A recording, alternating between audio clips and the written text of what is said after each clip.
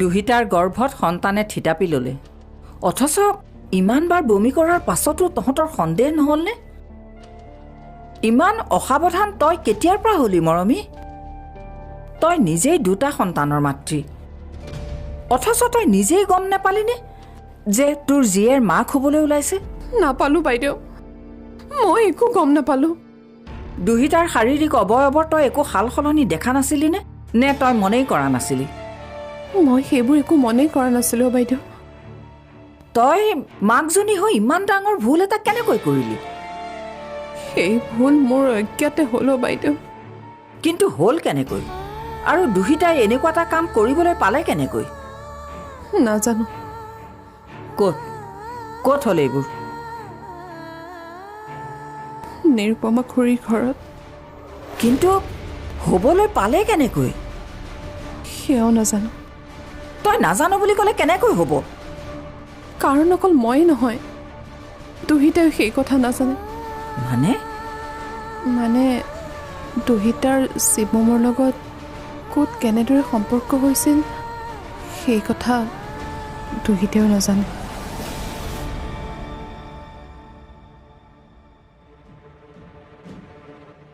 কি হ'ল দুহিতা?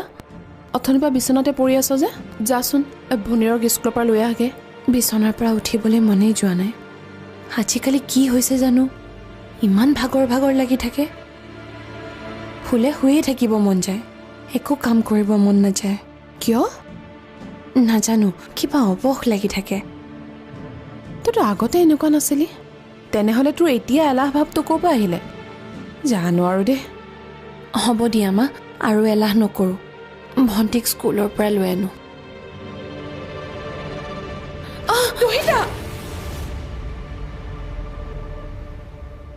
দুহিতা অচেতন হৈ মাটিত ঢলি পৰাৰ পাছত ঘৰলৈ ডাক্তৰ মতা হ'ল।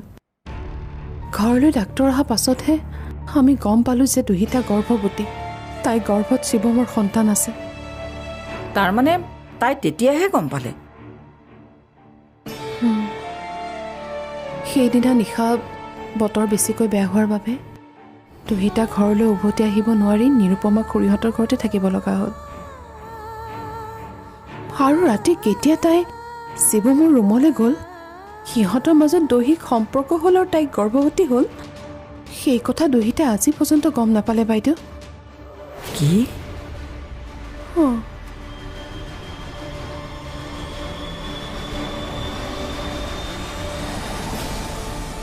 বিক্ৰান্ত আৰু বিয়নীয়ে দুহিতাৰ গৰ্ভৰ সন্তানটো নষ্ট হোৱাৰ বাবে জিতাক বাৰু নিজৰ কৰিব পাৰিবনে?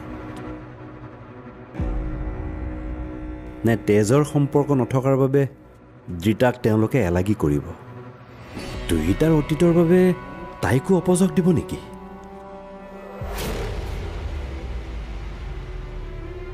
মা ইয়ালৈ কিয় বা অহা নাই? মোক অকলে এৰি মায়ে কিনো কৰি আছে? মা মোৰ কাষলৈ কিয় নাহে? এই ছোৱালী, কি হ'ল? এই ৰুমটো মোৰ।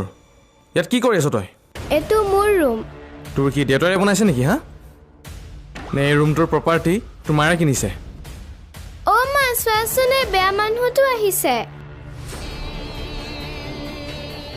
ঐ, কোন বেয়া মানুহ হা? তুমি। তুমি নহয়, আপুনি। মোক ৰেচপেক্ট দি মাতিবি। আৰু মই বেয়া মানুহ নহয়, বেয়া মানুহ তোৰ মাৰ আৰু দেউতাৰহে। মোৰ মা বেয়া নহয়। মই কোন হয় তই চিনি পাওনে নাই হা? বিক্ৰান্ত চলিহাৰ মুখে মুখে উত্তৰ নিদিবি। কোন হয় তই হা? মই মাৰ ছোৱালী। তই মাৰ ছোৱালীৰ বাবেইতো তই দেখাত মাৰৰ দৰে হলি। ভালহে। আৰু ডাঙৰ হৈ চাগে তয়ো মাৰৰ দৰে চৰিত্ৰহীনা হবি। মোৰ মাৰ কথা বেয়াকে নকবা। 10 তুমত কম, তোকো কম আৰু তোৰ মাৰকো কম। সেইকাৰণে যা ইয়াৰ পৰা। মায়ে মোক ইয়াত থাকিবলৈ দিছে, সেইকাৰণে মই ইয়াতে থাকিম। তোক মই মোৰ ঘৰত এলাও নকৰোঁ।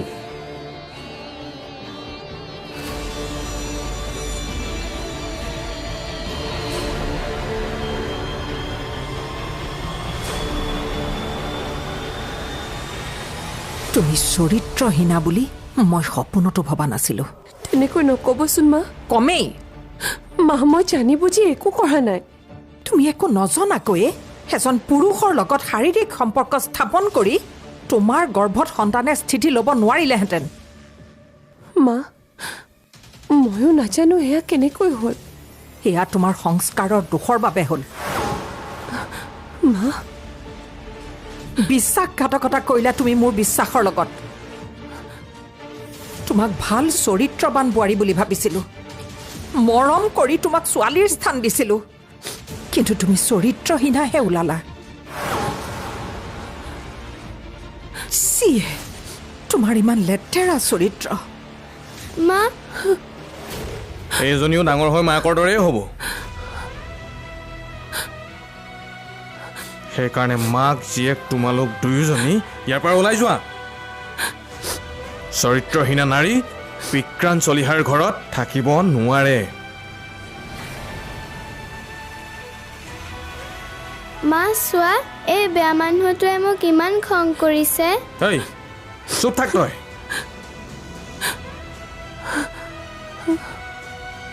মোৰ ছোৱালীজনীক তুমি ৰঙা চকু নেদেখুৱাবা বিক্ৰান্ত। ৰঙা চকু নেদেখুৱালেহেঁতেন যদিহে এই ছোৱালীজনী বিকিৰ হ'ল হয়। মা আপুনিও? ময়ো বিকিৰ কথাত একমত। মোৰ এই মন্দিৰ সদৃশ ঘৰখনত তোমাক আৰু তোমাৰ ছোৱালীজনীক মই 1 ছেকেণ্ডো সহ্য নকৰোঁ। কিন্তু মই ৰাতিখন কলৈ যাম মা? সেয়া তুমি জানা। মুঠৰ ওপৰত ইয়াৰ পৰা গুচি যোৱা। Get lost.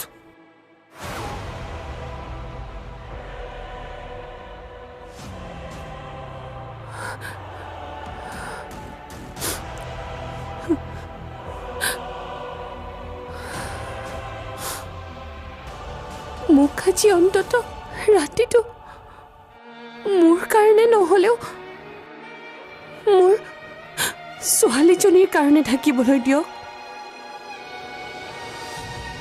নিদিওঁ, কোনো কাৰণতে নিদিওঁ।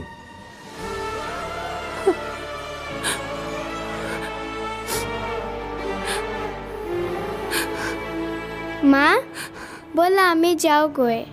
যোৱা, গুচি যোৱা ইয়াৰ পৰা। তোমাক আৰু মোৰ 1 ছেকেণ্ডো চাবলৈ মন নাই। তোমাক আজি মোৰ ঘিণ লাগিছে। ঠিক আছে মা, আপুনি যদি মোক ঘিণ কৰে মই যামগৈ, কিন্তু যোৱাৰ আগতে দেউতাৰ ফটোখনত সেৱা ভাগ কৰি যাবলৈ দিয়ক। নোৱাৰা।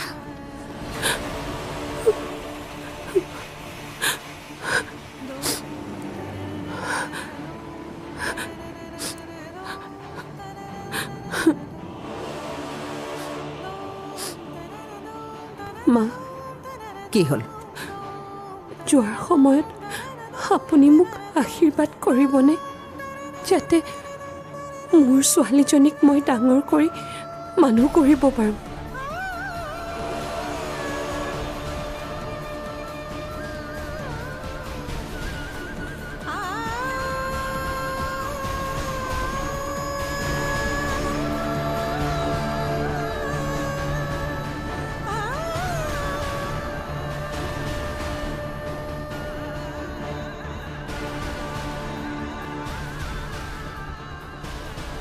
ব'লা মা আমি যাওঁ। বিক্ৰান্ত আহিছোঁ। Get lost.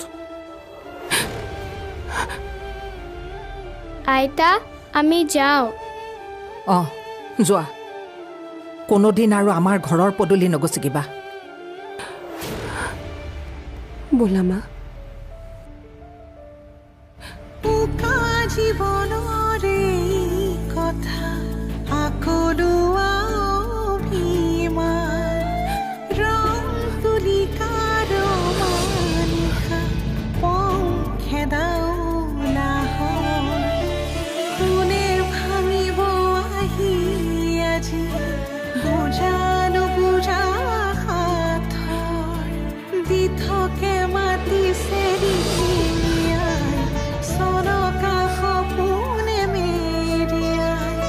দেখা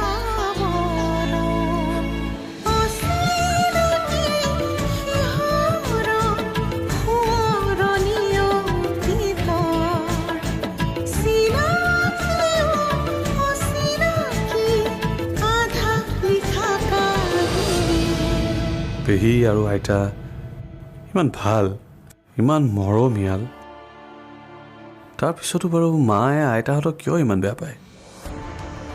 আইতা এগৰাকী বয়সস্থ মানুহ, লগতে অসুস্থ। তাৰ পাছতো মায়ে আইতাৰ প্ৰতি ইমান কিয় ঘৃণা? ইয়াৰ কাৰণ কি?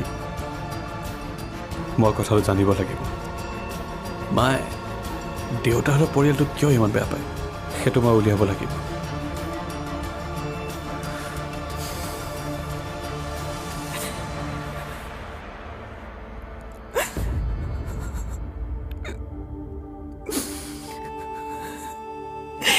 কিয় কৰিলা প্ৰভু এয়া? কিয় কৰিলা? কিয় মোৰ বিশ্বাসৰ মৃত্যু হ'বলৈ দিলা? কিয় মই দুহিতাক নিচিনিলো? কিয় মই মানুহ চিনাত ইমান ভুল কৰিলো? কিয় প্ৰভু, কিয়?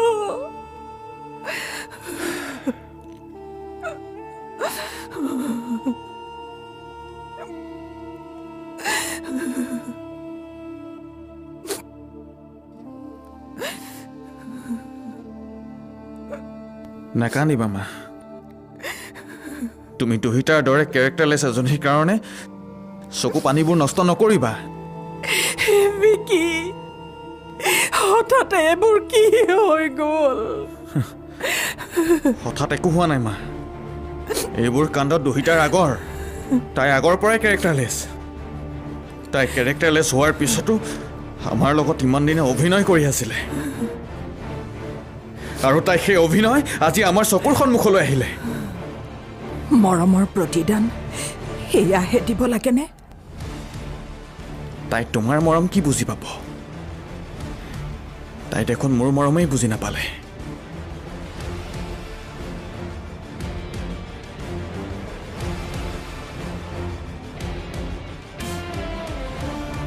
তাইক আমি দামী দামী গিফ্ট দিলোঁ, বাহিৰলৈ ফুৰাবলৈ নিলোঁ, লাঞ্চ ডিনাৰ কৰে পইচা খৰচ কৰিলোঁ, কিন্তু তাই মোক কি দিলে?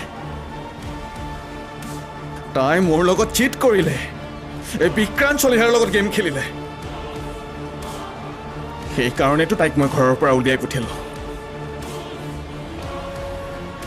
এতিয়াতো মই তাইৰ চাহটোকো চাব নোৱাৰোঁ। আই হেট হাৰ।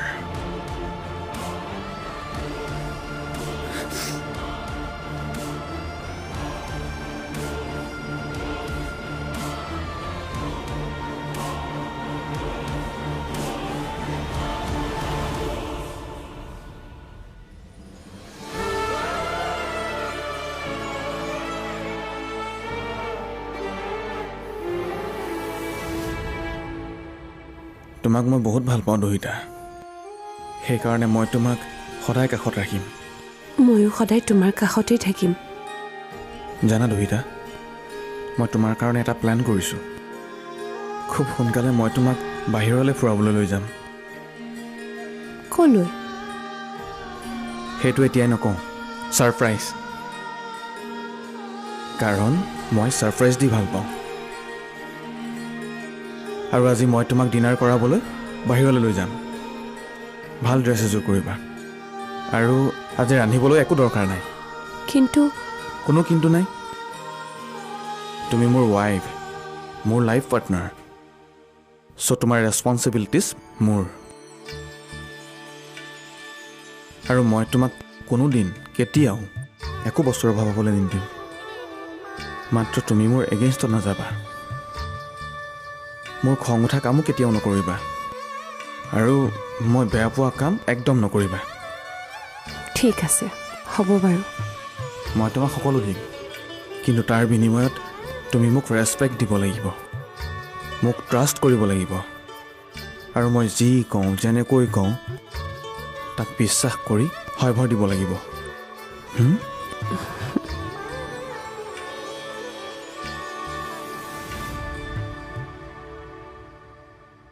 মা, আমি ক'লে যাম? নাজানো মা। আজি আমি ক'ত থাকিম? য'ত যি পাওঁ তাতে থাকিম। মানে?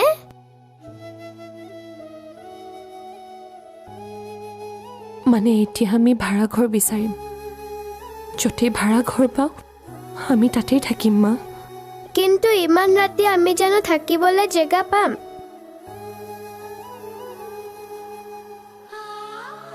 আমাক কোনে ৰাখিব মা?